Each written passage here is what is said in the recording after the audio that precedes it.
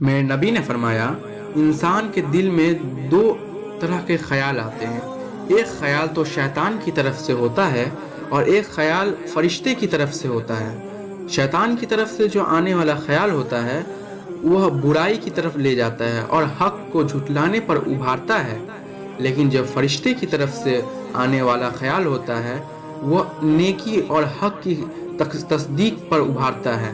تو میرے بھائیوں، ہم کیسے پہچانیں کہ کون سا خیال شیطان کی طرف سے ہے اور کون سا خیال فرشتے کی طرف سے ہے؟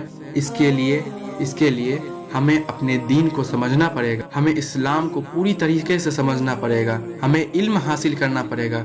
وہ میری نبی کی زندگی پڑھیں، آپ قرآن پڑھیں، آپ کو اپنے آپ سمجھ میں آ جائے گا کہ کیا غلط ہے اور کیا صحیح ہے۔ اس دنیا کے دھوکے میں نہ پڑیں۔